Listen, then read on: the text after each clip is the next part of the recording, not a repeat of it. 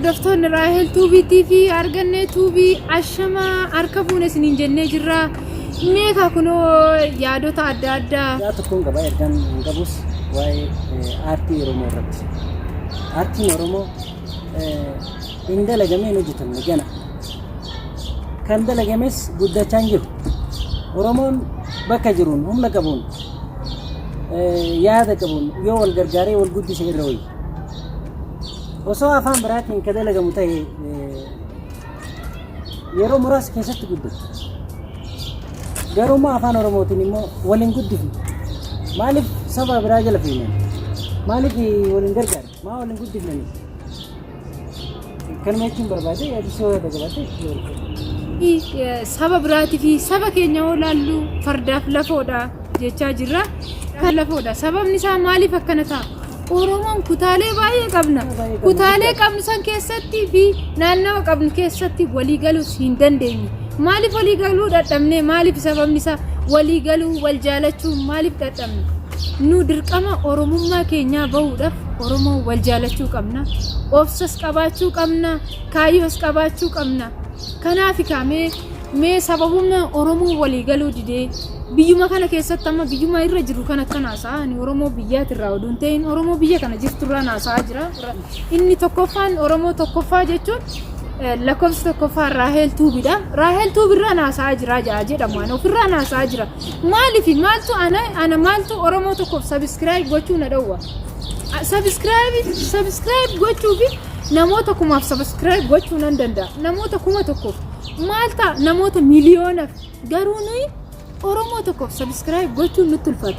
Viidiyoo tokko gadhiisne, viidiyoo haaraa tokko gadhiisne, viiyuun isaa 10,000 ta'e ganaa subscribe isaa 500 ta'a. Maaliif sababni isaa mee kana?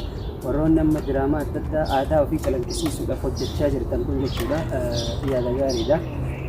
Itti fufaa haaluma kanaan isinii jedha. Garuu immoo wal guddisuu irratti hangam eessa jirra? Sadarkaa kamirra jirra? Alagaanoo eessa jira? Nuti eessa jirra jennee yoo madaalli irra wal keenne garaa fi duwidha. Kanaafuu nuti yoo maaltu nutti dhagama? Maaliif wal guddisuu dhabna? Isa jechuu irratti yaadni kee gaariidha. Dargaa waan nu qofa ilaallatu osoo hin ta'in uummata hunda ilaallatu, uummata Oromoo hunda ilaallatu. Kan immoo wal jajjabeessuu irratti amma uummanni Habashaa kun yeroo baay'ee yoo lukkuu gurguruu jiraate yoo itti dhufe karaa deemaa itti dhufe barta jedheenitti jabaadha itti fufu kanarraa lukkuurraa gara re'ee irraa gara horii ce'ii jedhaan kennammoo si lukkuu gurgurutti yoo ka dhufu taate maal jedhaani lukkuu gurgurtaa gadi deebitee jedhaan si tuffata. Kun immoo aadaa nu keessatti ta'e nuti immoo aadaa kana of keessaa balleessinee addunyaan qixxaa'uun dirqama nurraa ta'a jechuudha. Wal kabajuu fi wal guddisuun nama keenya guddisuun of guddisuudha jechuudha. Yoo si guddise yoo na guddifte of guddisuudha. Sabni kee yoo guddate ati yoo guddate caalanni kee yoo guddate dandeettii kan kee aadaan kan kee kun eenyu fayyada? Saba Oromoo fayyada. Dhaloota higiree dhufu fayyada. Dhaloota boruu duduuban dhalataa deemu waa barsiisaa deemu jechuudha. Yoommoo nuti akkuma amma waliif yaaduu dhabne waliif wal bira dhaabbachuu dhabne wal gargaaru yoo dhabne dhaloonni nu duuban dhufu. Dhaloonni qubee nu duuban dhalachaa jiru. Ilmaan keenya maal barataa deeman? Kanuma nurraa dhaalan jechuudha. Nutis immoo akka isaan kanan dhaalle wal guddisuu irratti, wal kabajuu irratti, wal jaalachuu irratti, tokkummaa keenya cimsachuu irratti hatta waan laafallee haa dalagu laafa keenya jabeessinee jabaa keenya kabajnee wal bira dhaabbachuun asumaan isinii dhaama wal bira dhaabbadhaa wal gargaara nu samma dandeenyu isin bira dhaabbannaa yaada bareedaa galatoomii ulfaatu isin jedha asumaan immoo ummanni keenya kan biyyoota adda addarra jiran wal waanyoo osoo hin taane wal bira dhaabbachuun dirqama wal malee namni waan qabne jechuudha. Nuti yeroo ammaa kana keessattuu Oromoon jechuudha. Wayita Oromoon yoo baay'inaan hanga malee deemna yoo guddina osoo wal guddisutti fuula garagalle addunyaan tun takkitti nu duran dhaabba yoo wal guddisutti deemne jechuudha. Garuu immoo san immoo waan aadaa wallaalaa tokko dhaalle aadaa wallaalaan sun maali? Maaf na caalaa osoo hin taane yoo na caale bar saba kiyya ati yoo na caalte saba kiyya na fayyadda godhu. Kanaafuu osoo sitti hinaafuun isaa hin taane ati na caaltee anillee yoo si duubarraan guddadhe yoommoo ati anillee si caale na hinaafuu ganna deebisuu yaaduu osoo hin taane akka ati sadarkarraan taaltu akka ati alagaa caaltu yaaduu barbaachisaadha jechuudha. Akka waliif yaadnu, akka wal bira dhaabbannu, gaachana akka walii taanu, akkuma tokkummaadhaan biyya keessaa si maalinuu si laga hiitee maaliin laga hiitee ceeti jedhansa. Akkuma Oromoon himaa kan fixasan. Sunuyyuu wal qabannee tokkummaadhaan akka wal qabattan asumaan dhaamsisinii dabarsaa jajjabaadhaa waan gaariirra jirtanii. Gaalee wal gargaartee arba hiitee. Gaalee wal gargaartee arba hiitee. Kanaaf namoonni keenya namoonni hundumtuu daawwattoonni Raahel tuubitii fi argannee tuubii kunoo namoonni akkanatti yaada gaarii qabanis kan gadi fageenyan namummaa namaatitti amananii fi warra siyaasa jala deemanii wanta gaarii dabarsanis warri immoo siyaasatti harka kaawwatee nu miidhaa jirus hin jira. Oromoodhumatti Oromoo miidhaa jira. Maaliif ijoollee Oromoo miidhuu qabna? Siyaasni amma siyaasa haasa'uuf osoo hin taane ergaa Oromoof dabarsuu qofa malee siyaasa bara jaalachuu osoo hin dirqama itti seenti siyaasa. Maaliif Oromummaaf si godha kana. Yoo sabni kan ka'e gaddeemu yoo bal'inaa yoo guddinaa yoo heddumina Oromoon dachaa fi afataa fi kabata gara. Yoo immoo kara hojiitti deemnu immoo walii yaadutti yoo deemnu immoo nama saba xiqqishuun deemnu. Sabni xiqqishuun tuni sirriidha. Yaadni isaa asirratti waa'ee amma siyaasa inni jedhe kanarrattis dhiifama asitti kan dhiyaannellee siyaasa osoo hin taane nuuf olchaasanii jecha. Siyaasaan kunillee jechuudha. Warroomti siyaasaa kunuyyuu saba tokkoof qabsaa'an. Sabni isaan qabsaa'anii Oromoon paartiilee adda addaa keessa jiran saba tokkoof qabsaa'anii saba qabsaa'an sanii fi akeeka fi kaayoo fi tarsiimoo saba san ittiin ceesisan irratti yoo waliif galan saba sanillee gara bal'inaa ni ceesisanii gara bilisummallee ni ceesisan. Yoo isaan asitti immoo tankara walitti ta'an isaanuu jechuudha ammallee hangam takka walitti tankaranii uummata keenya dhufachiisaa jiran warroonni siyaasatu jechuudha. Osoo isaan tokko ta'anii osoo isaan sagalee tokko ta'anii hoggana tokko jala deemanii sabni keenya har'a jechuudha nama ibaalaan qabsoon keenya dhuftee eenyu harkatti kufte warruma isaan gabroonfatan san diina deebiteetuma gabroonfatama jalatti ergamtuma gabroonfataa jalatti kufte. Osoo immoo hoggantoonni caasaa siyaasaa sun duraan tokkummaa isaaniitii fi ijjannoo sabni qabatu san qabatanii wajjin gadi ba'anii har'a sila wanni amma biyya keenya keessatti deemaa jiru wanni nu mudataa jiru wanni saba keenya gargar facaasu kutaa fi gandaan addaan nu baasu kun silaan argamu. Kan immoo dhaloonni kana balleessuuf dirqama fudhachuu qaba. Dhaloota yoo jedhu nama ibaa osoo hin ta'in mataa kiyyarraa ta'uu qabna. Kutaa fi gandaan wal qooduu dhiifnee Oromummaa qofaan amantii wal qooduu dhiifnee jechuudha. Amantiin kan dhuunfaa abbaati. Oromummaa keenya ittiin boonu aadaa keenya calanqisiisu eenyummaa keenyan boonu wal bira dhaabbachuu gaachana walii ta'uun dhaloota keessattuu ba'aan irra jiru dhaloota ammaa kanarra jiru. Warroota dabran warroota siyaasaa mataa garagalchee waan isaan jedhan waan isaan nama qoqqoodaniin san sammuu keessaa faqanii tokkummaa fi jaalalaaf kabajaan wal bira dhaabbatanii wal guddisuu irratti fuulleffachuun dirqama dhaloota ammaa kana jedha.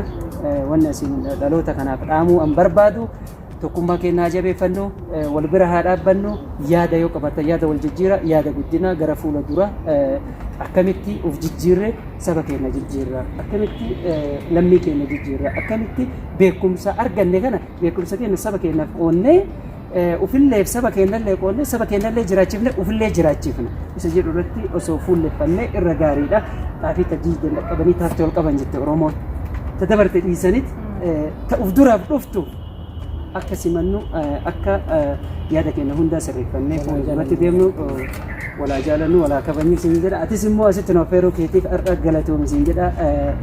Maqaa yuutuubii keetii fi akkasumas hiriyoottan kee daran akka cimtee ammas itti fuftu abdii qabna. Kana caalaa akka uummata keenya barsiiftus abdii qabna. Jabaadhu osoo jajjabeessinas wajjin jirra jechuu barbaade galatoomi. Isinillee baay'ee naa galatooma baay'een isin kabaja baay'een isin jaaladha. Hordoftoota Raahel tuubitii fi argannee tuubii har'a kaa Raahel waan hin yaadin waan qabattee nufiin tokko gannaalee shoon kunoo bal'isee uummata Oromootiif ergaa quubsaa naa dabarseef waan taateef baay'ee yaa galatoomu.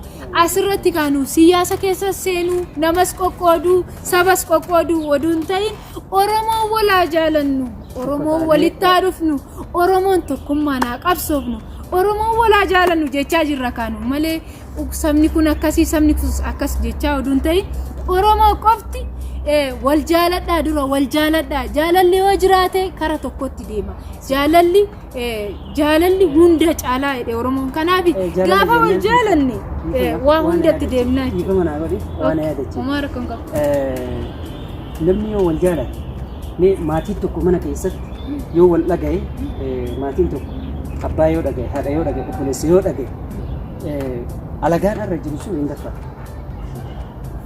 itti yaadan jechuudha uummanni kun wal qaba wajjin jiraachaa jira Oromoo yoo tokko ta'e uftaree uf bira dabre alagaaf ni ta'a alagaan ni abdata amma osoo nuti tokko taane osoo nuti wal kabajne yoo ani si kabaje yoo ati na kabaje yoo inni na kabaje alagaan dawoo kana keessa jiru nu kabaje eenyuuf nu kabaje nuyi wal kabaje kanaaf nu kabaje malee jaalatee nu kabajuu bal wal qabanii gaachana qabanii tokkummaa qabanii jedhe sababa sanarraa si kabaje yoo ati uf kabaje dursa nama kabajuuf uf kabaje nama kabaje yoo dura nuti wal kabajnee alagaan guutuun warra amma sabaa fi sablammoonni biyya keenya keessa jiran kun guutuun isaaniitu akka Oromoo ni jaalatan ni kabajan Oromoos ni ammatallee immoo qoqqooduu osoo hin taane nuti akka Oromootti yoo tokko taane sabaa fi sablammoota kana tokko taanee deemuu dandeenyanii sabaa fi sablammoota kamiiyyuu ofirraa dhiibuu osoo hin taane ofirraa achi qabu osoo hin taane jaalalaa fi kabaja qabnu aadaa fi safuu qabnu san barsiifnee tokkummaa kennan yoo nuti itti calqisne aadaa fi safuu nurraa dhaalee jechuudha aadaan keenya aadaa uumama rabbi nuu kenne sirna gadaa qabna kabaja qabna safuu qabna dhalaan keenya safuu qabdi dhiirti keenya safuu qaba safuu san yoo nuti amma dimokiraasii Ameerikaan amma dimokiraasii ooftu sun eenyu jalaa fuutu dimokiraasii sirna gadaa wayita addunyaan tun hin jirre sirna gadaatiin Oromoo sirna gadaatiin wal bulchaa ture gadaa shanii heeraa fi seera ittiin bulmaata dambii amma addunyaan ittiin bulaa turtu kana Oromoon lafa kaa'e jechuun ni danda'ama. Kana hoo nuti safuu san irraa mayin amma wanni dhiibban kun akka kanaaf safuu kanarratti nuti dhaloonni safuu tanaa jabeeffannu yoo nuti wal kabajne yoo nuti wal bira dhaabbanne alagallee wanni nu kabajuu qabu hin jiru nutis immoo alagaa wanni isa jibbinuuf hin jiru jechuudha. Haqa keenya nu jalaan tuqina tamam nun tuqina nun miidhina jenne malee nun tuqina nun miidhina nun cunqursina lafa rabbiin nuu kenne kana irratti wajjin jiraanna nurraa buqqa'an jenna bilisummaan keenya ifa ba'u nun gaboorfatina nun ergatina nu ergamallee hin jenne isin gabroofanne hin jenne tokko taanee kabajaa fi jaalalaan wal kabajnee waliin jiraannu tokko taanee nuti ammachuullee beeknu guddifachuullee beeknu hundattuu jechuudha.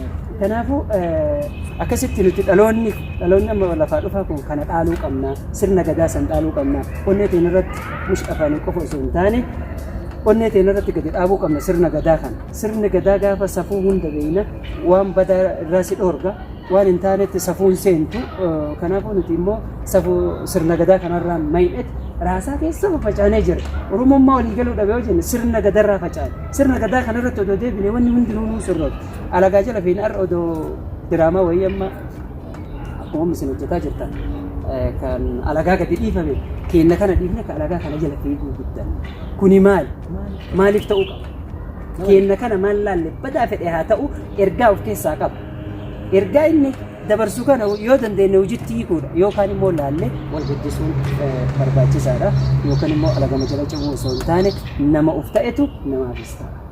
Sirriidha kanaaf jiruu jedhanii qabriitu aayedhe Oromoon kana jechuun maaliif ree jaalalli yoo jiraate waanuma barbaanne raawwachuu dandeenya sodaa hin qabnu jechuudha agartanii mootiree qabri jechuun namni takka seenee kan hin baane kanaaf jiruu yoo jedhanii qabriitu namatti aayedhan kanaaf qabrii sana ho'isu jechuun jaalalli gaafa jiru jechuun jireenya maatiin tokko itti jiraatu yookaan immoo jaarsaaf jaartiin tokko jaalalaan itti jiraatu jechuudha jiruu jedhan qabriitu jechuun kanaaf daawwattootni Raahelii fi argannee tuubii kunoo Raahelarra tasumaan oduu yaadin nama sammuudhaan fagaatee seenaa Oromoo aadaa Oromoo hunda danda'u akkuma carraa fidee oduun isa naffeerin yaada Oromootaaf babal'isee waan ta'eef baay'ee galatoomuu Muhammad Asumaanis OTN na galatoomuu gannaalee ishoo Asumaanan galateeffadha like subscribe share gochuu hin irraanfatina chaanaala isaa warri hordoftoonni kiyya taatan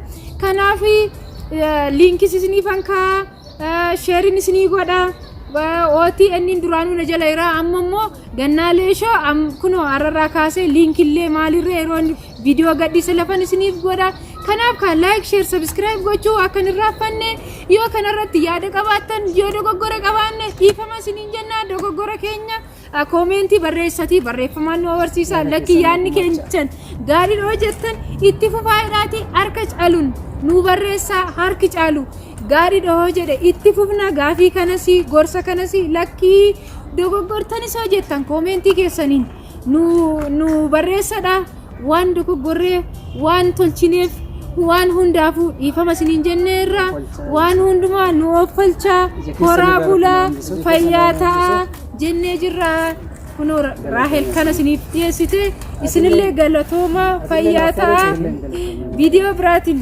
daawwattootni yemmuu viidiyoo biraatiin hangan isinitti deebi'utti fayyaa naa ta'a horaa bulaa baay'een isin jaaladha baay'een isin kabajaa ijoollee Oromoo akka isin na jaalattitti koomentiin isin naa barreessitan dhugaa ammallee akkan ciiseen bulle akka wantoota baay'ee hojjedhu na gochaa jira naa jiraadha galatooma baay'een isiniin galateeffadha daawwattootni kiyya kanaaf bakka jirtan hundumattuu horaa bulaa sagantaan kiyya asuma irratti xumureera viidiyoo biraatiin hangan isinitti deebi'utti nagaatti